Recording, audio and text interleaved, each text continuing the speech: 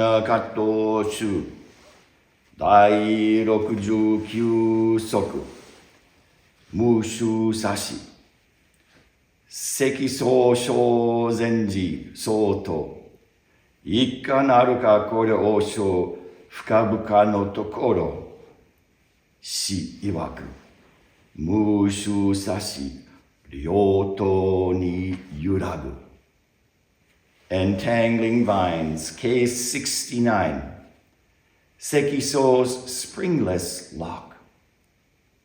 A monk asked Sekiso Keisho, the master's most profound depth, what is it like?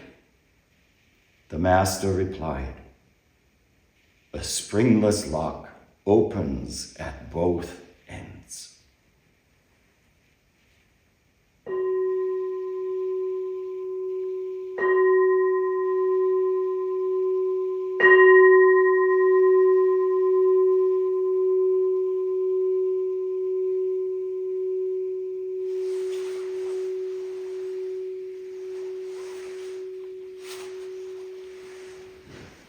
Good afternoon. Good afternoon.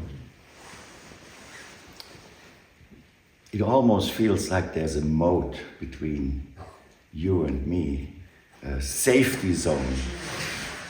Yeah, you can come closer if you want. Just like in Little Red Riding Hood. Come a little closer. Oh, Roshi, why are your eyes so big? So I can see you better. And why are your teeth so sharp? Come on, Little Red Riding Hoods. And I promise you, I will not bite you. It is wonderful to have all this space here. And isn't it amazing how just a few of us can fill it with this kind of energy? The Kanzeon chanting in the morning does not leave anything to be desired. It could not be any better if 100 times more people were participating. Because what counts in this practice is not quantity, but quality. This is a qualitative undertaking. Sometimes it's hard to remember that. This is about quality, and about what quality?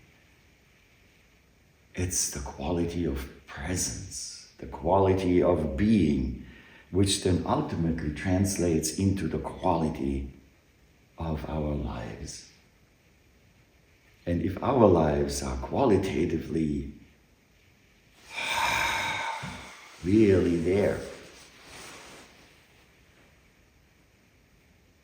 the whole world feels different. The whole world changes. With, not in spite or despite, all the warfare, the greed, the anger and delusion. No, with it embraced. And by being embraced, when something becomes part of the whole of reality, it does not stand out like this thing that we want to get rid of. War cannot be gotten rid of by fighting it.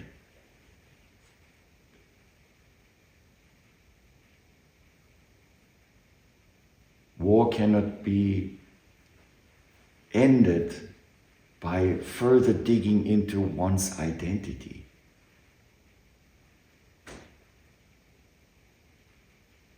So, our job here in Zazen is to be open to encounter whatever comes.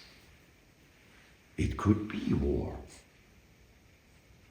War with ourselves, or war with what we think some other person is, or some other thing. But everybody by now knows in war, they're only losers. Nobody ever wins in a war. If you need to find out by yourself, be open to it, but don't repeat it unless it's really necessary. Now, of course, some people say, well, there are just wars, just in the sense of righteous.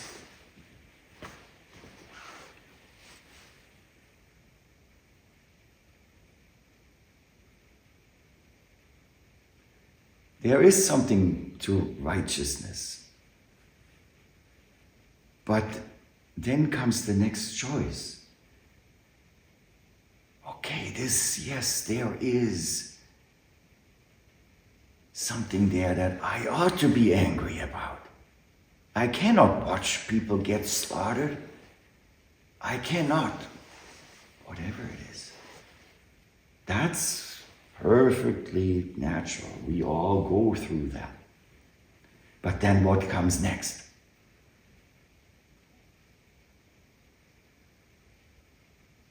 Grab your weapons, create bunkers, hide, plot how to win this war, or looking at what is the very, very foundation of this war. Why am I so upset? And by looking at that, many, many different choices become apparent that are different than fighting. And that is the Dharma warrior. The Dharma warrior uses different kinds of strategies and approaches to undertake the struggle of overcoming hardship, of overcoming that what righteously makes us indignant, that makes us suffer. And that's one of the things that we figure out here. During this Nyogen Senzaki session.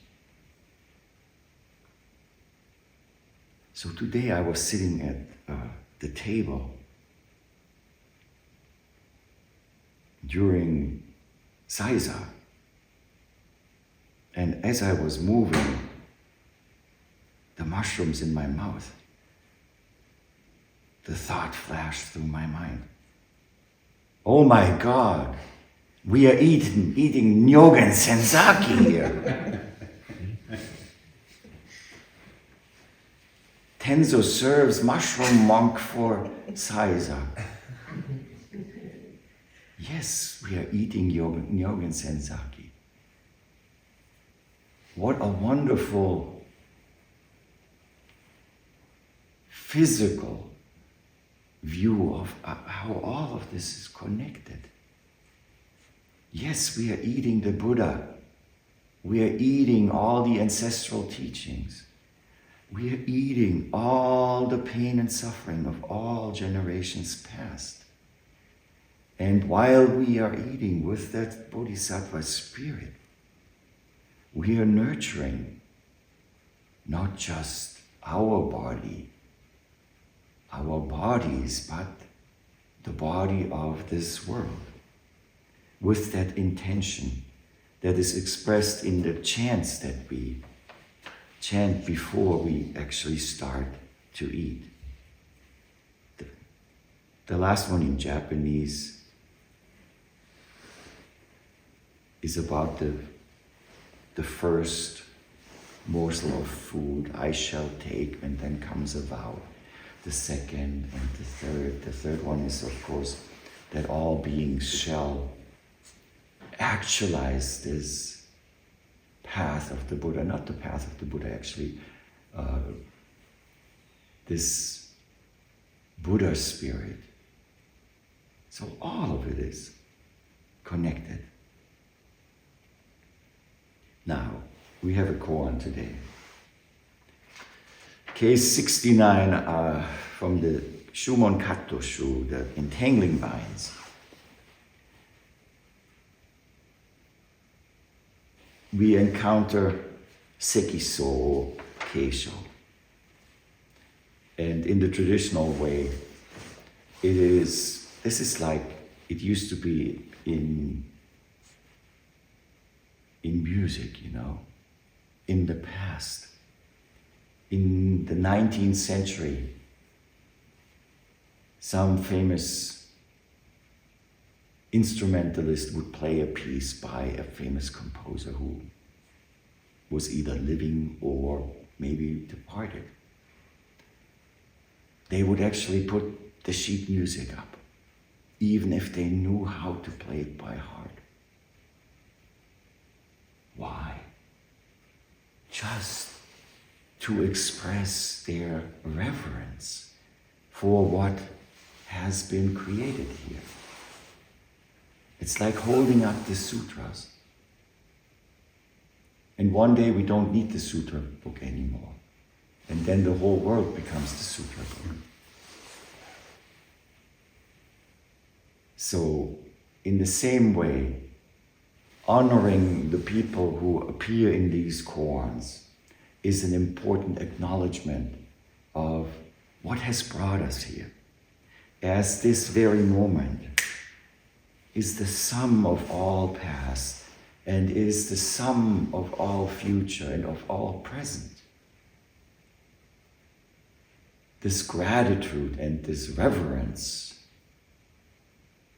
finds different ways of expression, and in our tradition it is by telling who it was, where they lived, and what their human manifestation was. So Sekiso Keisho, he was born in 807 of the common era, and he lived until 888. 888. He appears in 4 cases in this Shumon Katto Shu, Entangling Vines. He was, of course, a native of China, from a place that's in the present Jiangxi province. His Chinese family name was Chen.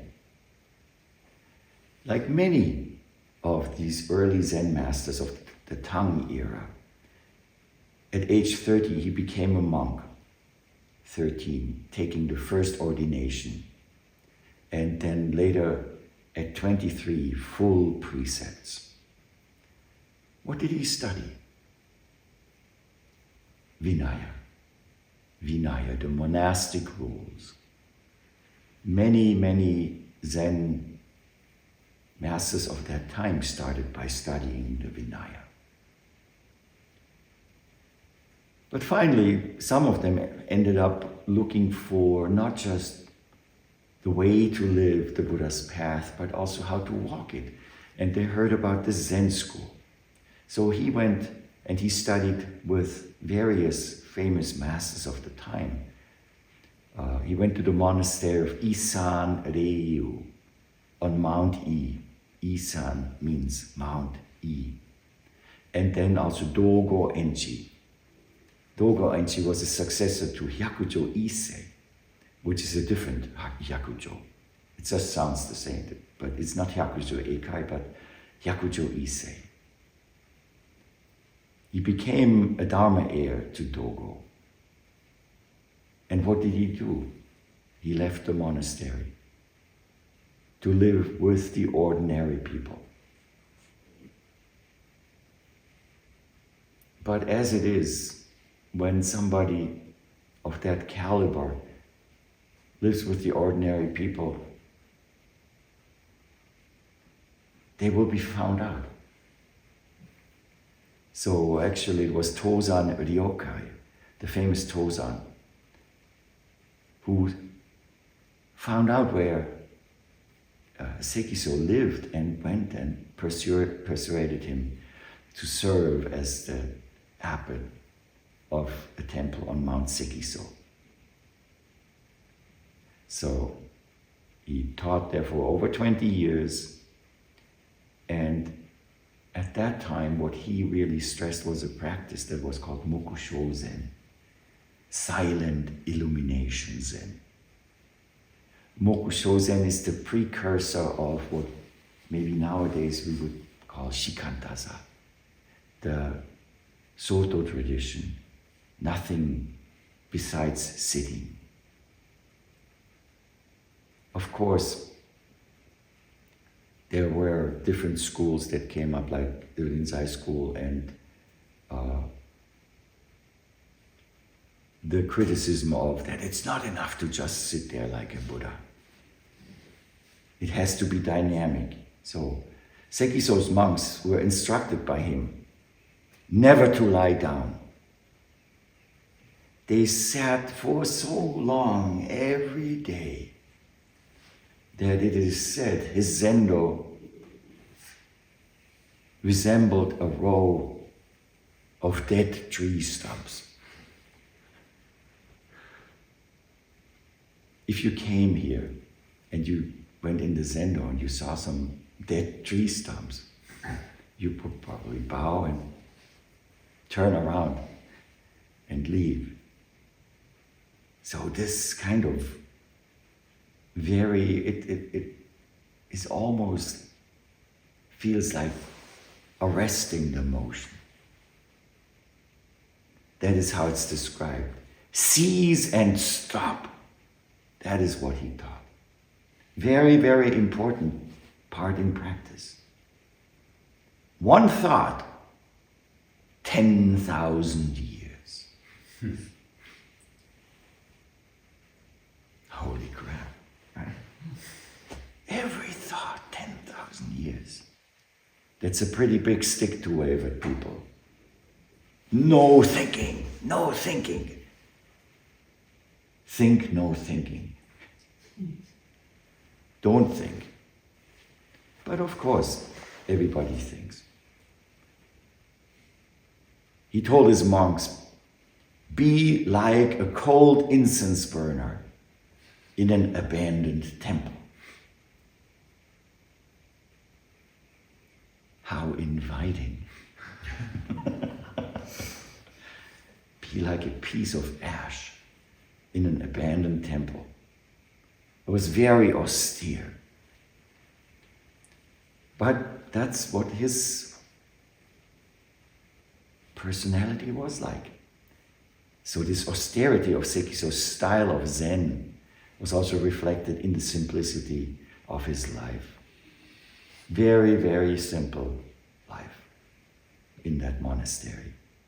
And even when the emperor of the time, hearing of him, and of course, when you sit like a tree stump and silently illuminate, it becomes very radiant. So he had quite a following, and even the emperor heard about it. And he attempted to confer upon him the purple robe, which is like the highest acknowledgement of a Buddhist priest. He just declined. Thanks, I'm good. So that's the person who we meet. And here comes a monk. And it's important that we notice. And it's important before the monk asks the question. A monk asked Sekiso Keisho, the master's most profound depth. What is it like? Now we know Sekiso Keisho was practicing Mokusho Zen, silent illumination, completely falling off of inside, of outside, of sound and hearing, of sight and seeing, of everything, that complete lights out situation. Nothing to be seen, nobody to see. What is it like? The master replied, a springless lock opens at both ends. Well, I'm pretty sure you had not expected to hear about locks. But even we as Zen practitioners can learn from that and do a little bit locksmithing. So a lock, the word sashi means lock. The first character by itself actually means beard, hige. But together with the second character, it means lock. And the sashi part of the lock is the spring in the mechanism of the lock that makes it open up when the key is either turned or inserted. We know that the locks that turn, but old Chinese locks, you just stuck the key in and then the spring would spring it open. So a lock without a spring, what kind of lock is that? A broken lock. Isn't that interesting? A broken lock. Well, it's either broken, which of course is a manifestation of our human projection, what a lock is. Here comes the Diamond Sutra. A lock is not a lock. We just call it a lock. What we call is our idea of a lock. It keeps something closed, and then if we try to open it and it doesn't, we call it broken. But you're absolutely right. So it's a lock that cannot be opened. It's a lock that cannot be opened.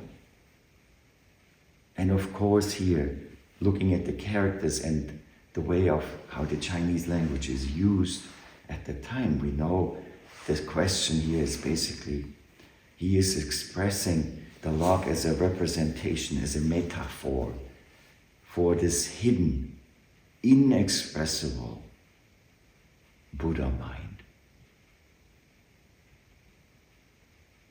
That inexpressible place that is no place, to which he has disappeared so many times in the Mokusho Zen, the absolute silence. However, he says, this broken lock, Ryoto ni yuragu. Ryoto. So Ryo is two, and to is head. So sides, on both sides. Ryoto. So the basic meaning is two heads. It opens at both ends. It opens at both extremes. Now it's getting interesting, really. The two extremes, two directions, dualities such as U and Mu, being and non-being, such as delusion and awakening, gain and loss, and so on. A dualistic view, dualistic approach. But also a two-headed snake. Two heads. The two-headed snake, the person who sees one of these two-headed snakes is doomed to die soon. What does that say about duality? where we spend a lot of our time in this dual mind.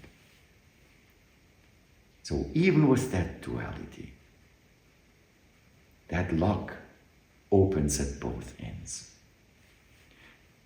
So in this Brahmanet Sutra, the Brahmajala Sutra, or the Bommokyo, the two characters also appear, Ryoto, both heads, but there it actually stands for treachery, equivocation. Equivocation, it's like using ambiguous language to conceal the truth. We are really used to that nowadays, right?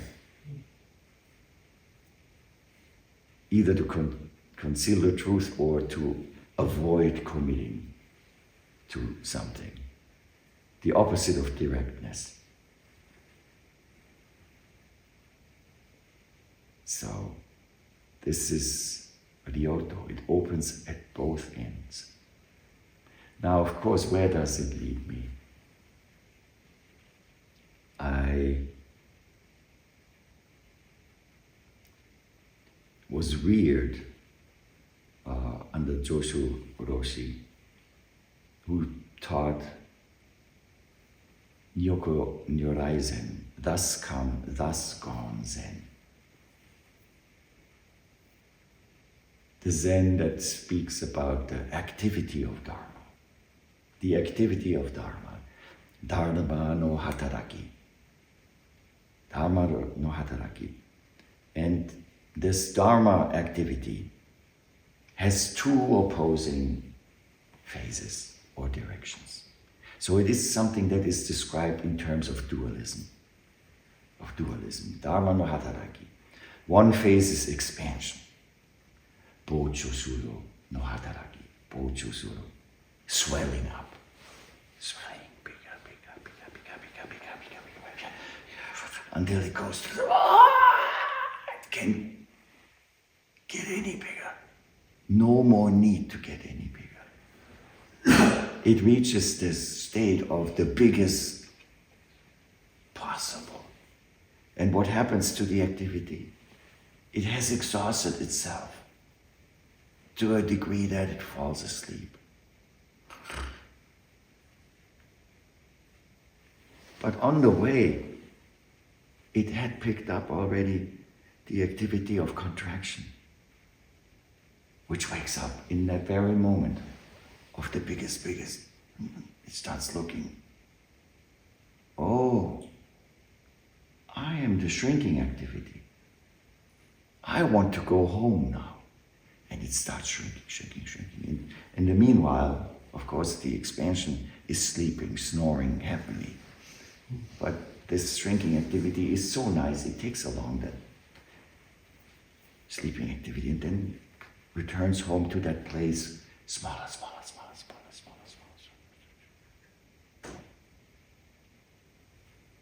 And then we arrive at that Mokusho place.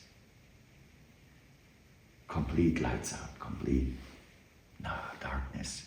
But everything in there, everything. And it's exhausting to shrink, to come home. When you come home after a day of really, really hard work, or zazen here on the cushion, you come home, you go, gone. But then again, expansion wakes up. Where am I? Oh, I'm not home. Bigger. So this is the description of the activity of Dharma. It seems very simplistic, but it's profound. It's a profound teaching. It's a profound teaching in terms of how it manifests in our Zen practice. What I have learned and what the students and the disciples of Chigan Roshi have learned is to make relationship with that activity and to be able to recognize its working in everything.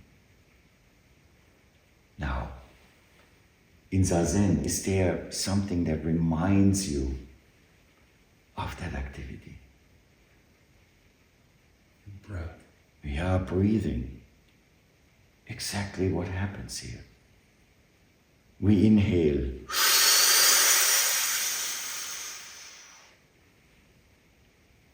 Can't go any further. Can't go any further. After short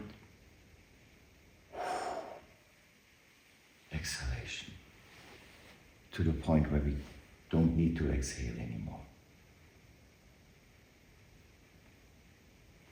Big lesson number one from that. We start looking at our lives and we start seeing, yes, when I'm out in the world, society, and having to forage, having to earn a living, having to be an individual, means there's a lot of emphasis on this. Bigger, bigger, bigger, bigger, bigger, bigger, bigger. Be somebody, be somebody. And over time, the shrinking just happens when we're not there. Well, when would that be?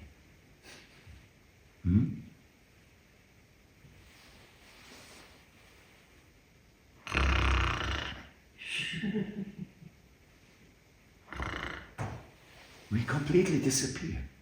That is the shrinking. But it doesn't happen while we have consciousness. So from that, there's consciousness that then wakes up, thinks, okay, it's all about expansion.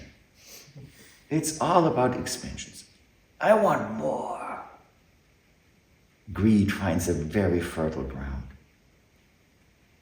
But we forget that sleep teaches us that you cannot be just all the time awake. It is as silly as saying, I've had it with exhalation. From now on, I will only inhale. I dare you to try it.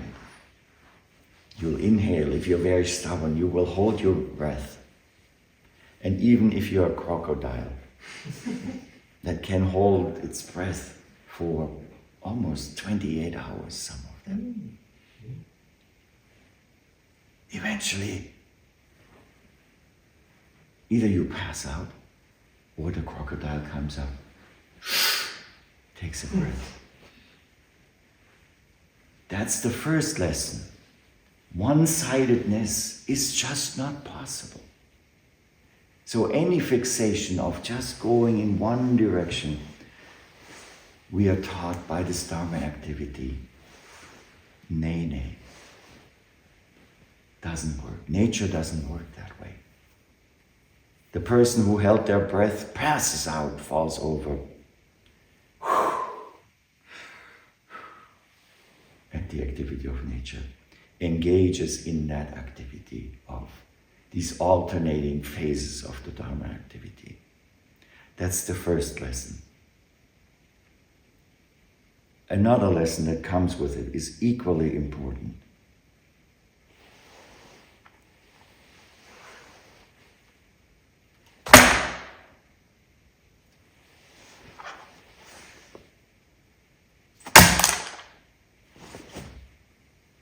We call it gravity. It's not that there's a little person sitting in the middle of the earth saying, I want that fan. It just happens. It just happens. This activity of Dharma works ishiyokyu nashi, without will and desire. Without will and desire. When we inhale, we just inhale. When we exhale, we just exhale. It's beyond actually our will to stop it, as we just learned in lesson number 1. And that is a realization that is extremely comforting. Because our little ego likes to sit there and think, why does this shit happen to me? All the time. Always me. Always. But when we learn that this Dharma activity works without will and desire, shit happens. Not because I'm an awful person. It just happens. Wonderful things happen. Not because I'm the chosen one or so wonderful. No. And so one learns over time to just, with gratitude, meet what appears. Very important lesson.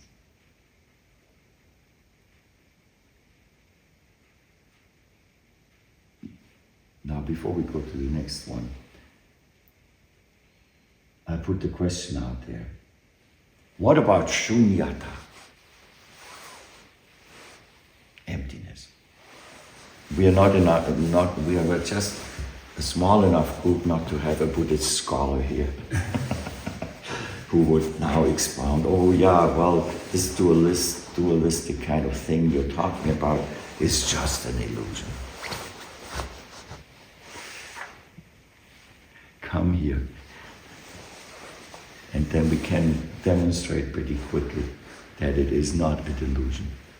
This is where the nose twisting and the pinching and stuff like that comes in, right? But what about shunyata? Isn't shunyata everything is empty? What is it empty of? Isn't that darkness? Isn't that emptiness? That lights out? No. It's important to really know what shunyata means in Buddhism. It just means the absence of svabhava. Now, I'm sure everybody knows what svabhava is. The absence of svabhava. Svabhava is just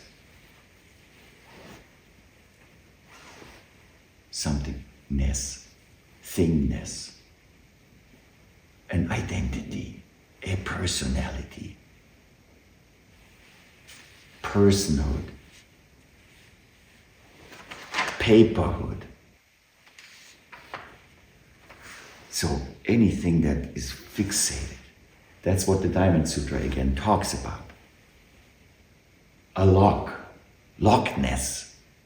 And I don't mean the monster, Loch Ness. There is no Loch Ness. The only Loch Ness that we learned about is just as you answered. It's the function that we as human beings ascribe to it. And then when this, what it was called, a lock, doesn't fulfill that function anymore because it has become a different event, we call it broken. So what about now this absence of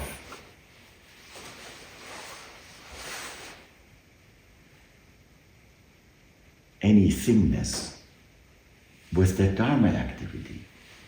I just told you there's this Bocho Suru and Shushuku Suru, expansion and contraction. Where's the duality here? Now we could be very smart and say, well, while it's expanding, something else is contracting. When something gets more, something gets smaller. But that then is just being caught up in the fallacy of net zero or some zero game, that there is a limitation to this universe. It's not like one of those clocks, the sand. What do we call it? Where the sand goes through. Hourglass. An hourglass, yeah. An hourglass where the sand from the top goes to the bottom and there's a limited amount of sand. No, it's not that at all.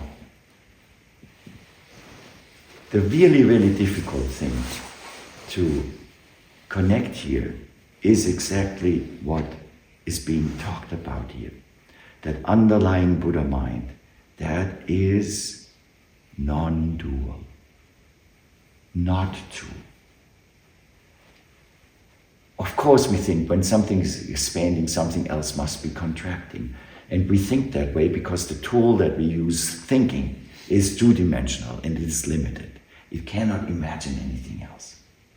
But non-duality is something, even though we see the word something, non-duality is, we have to understand what it really means and what it feels like. So now allow me just to make a little side trip into the Lotus Sutra. We read chapter 25, the second part, the Seisonge, several times. And I'm glad that we read it in English so we understand. First of all, as I've heard, and I also appreciate that, it's translated Kanzeon as she. It's important that we bring this female energy into Zen practice. So many male ancestors and a lot of testosterone at times. But we need the estrogen as well, just to have a full spectrum of it. So this Kanzeon, if you just read this, and if you think on the power of Kanzeon, the robbers turn into friends. You are in prison. You chant Kanzeon. Your shackles will disappear.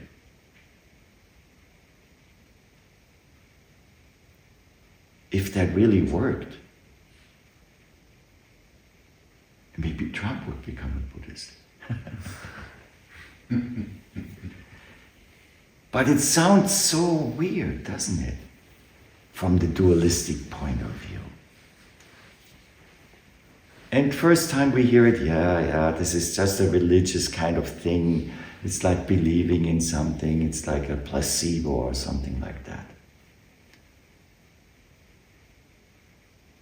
When I first came here for Rohatsu, maybe 2014, I decided to sit outside. After the Teisho, you can sit outside, or you can go to yoga. Most people go to yoga, and in the winter, practically nobody sits outside. So I went outside. It's really brisk. It was like 20 degrees. And it didn't take long for me to realize, well, you should have put on more clothes. I can't feel my toes anymore. And I almost started my body to shake already because it was so cold. What can I do? I'm gonna die here. I have to get up and go inside and suffer indignation. There he goes, this monk comes here for the first time, and then he sits outside. And he lasts 7 minutes, and then he can't do that. So fortunately that morning we had read the Lotus Sutra, and I got so desperate that I thought, if you think on the power of Kanzeon, the cold will turn into your friend. And so I sat in Zazen and went just,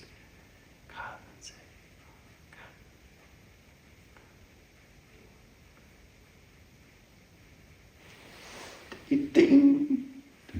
The bell rang, and 45 minutes had passed. It does work. But how? That's why I'm bringing this here. How does it work? Is it Kanzeon? Is it whatever other activity of Nenbutsu? Namo Amida Butsu, Namo Amida Butsu. Or Namo Myoho Renge Kyo, Namo Myoho Renge Kyo. Ave Maria, Gratia Plena. Whatever you do,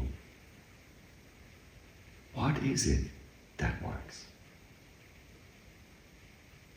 When we fully give us to it, when we fully become one with it, we enter this lock that opens at both sides. We dip into the mind of Buddha, which is the non-dual mind. The place where there is no heat and no cold. The place where there is no I and no other. And all distinctions disappear.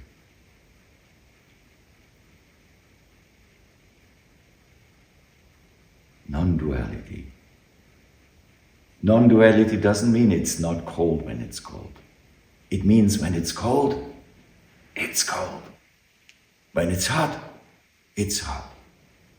When there is expansion, there is expansion. When there is contraction, there's contraction. So there is no duality in this activity of Dharma. There is no duality. There is just movement. Just movement. Now comes the next question. How does it manifest in our Zazen? What kind of experiences can we have, or can we refer to and recognize them as teachings of this Dharma activity? Anyone done any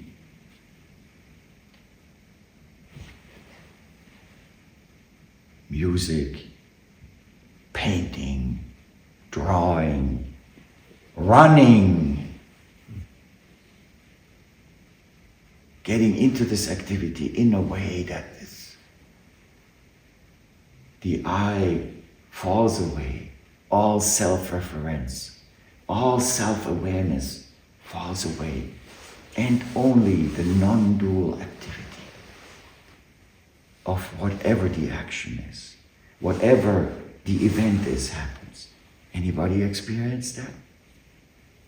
Yeah. That is a samadhi. That is the samadhi that we find at the biggest. That's so big that everything is embraced. That is the king samadhi, O Zamaya. Joshu Roshi called it the king samadhi. No self, but there is consciousness. That is one side of the lock, where it opens up to that non-duality. The other side of the lock that opens up is the place of everything disappears. No conflict samadhi. Mujo zammai. No conflict, because there's nothing to conflict with each other. However, again, to get from the biggest to the smallest, there's movement. And then in the smallest, even if that light goes out and there's nothing there, nobody there, it's just this place of the universe not being born yet, but being pregnant with everything that comes into existence. And the teaching here is that even in that state, even in that kind of situation, condition, there's a very faint breeze blowing. It's not static. So even Mukusho Zen, of course, is not static, because otherwise people would have entered into it and never returned. So even in that place, a very faint breeze is blowing. And what happens over time? is in that pregnant state. Polarization happens. Polarization. Joshu Roshi used to express it in a very interesting metaphor. So in this place of the smallest, the Kyokusho no Jotai, in this root source, the Kongen no Jotai, there, this polarization happens just through that movement. Yeah, through that movement. That means all the men go to this side and all the women go to that side. And then they look at each other and they decide to get into a rope pulling contest. They get into a rope pulling contest. And since they are exactly of the same strength, still nothing moves. Nothing moves. But they pull harder and harder. That polarization gets harder and harder, harder and harder. And they pull so hard that the rope in the middle starts to smoke. And it catches on fire. And then when it burns suddenly, boom! It breaks apart. And this universe is born. The 10,000 things come into existence. With that being split, comes in the middle the space in which we human beings have our consciousness, we live in. The space of our consciousness, through this breaking apart, suddenly the dual state is there. And the dual state, again, of course, has some plus and some minus in it. That's why our consciousness works that way. That's why our breath works that way, that we can observe it. And what our job is, as Zen practitioners, is to bring those two activities to be fully embraced equally. Another metaphor that was used here is that the child is born between father and mother. And the child is incomplete because when it pulls apart, like when you break a cookie, there are a few crumbs in the middle, right? That's how the cookie crumbles. So there are the crumbs and the space. And so it means the man or the plus side is not 100% anymore. It's only 99.9999999%. And the other side, the minus, the women's side, is also 99.9999999%. That means in the space the child has 0.000001 of each parent. And now Zen practice is that the child grows up and through the relationship with the parents completely becomes the parent, consumes the parent. Every time by becoming one again. In going apart, it's suddenly 0.000002 until it is back all together 100% and 100%. And that's in the expansion, where there's 100% of everything, but no child left, no self-consciousness left.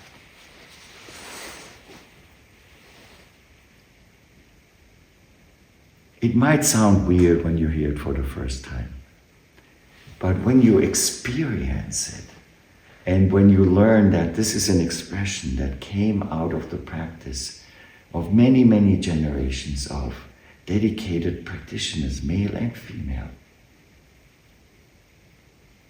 and you really can feel it in your body, through your breath, in your mind, through the places where there is stagnation, where there is opposition, then all of it, making sense is not enough. It just doesn't make sense. It's more than making sense, you clearly see. So it is. Suchness. And we become more and more at adept in going with the flow of these activities and learning that it's not the content that the activity or the function brings that is interesting. It's interesting, but it's not it. It is the function itself. The function itself. Expanding when we expand, contracting when we contract.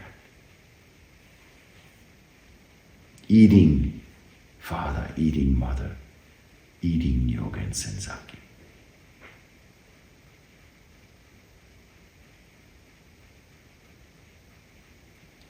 The log is a wonderful metaphor because as soon as we think of a lock, we think, okay, I have to find the key to open it. But this lock is broken. This lock doesn't open, it has no spring.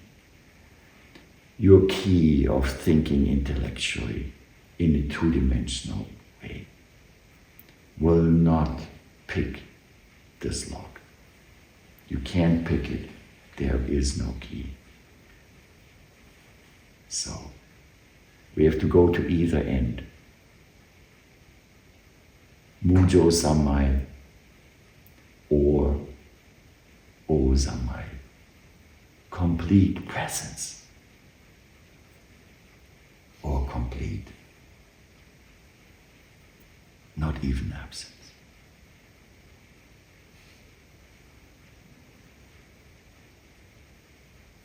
Wonderful.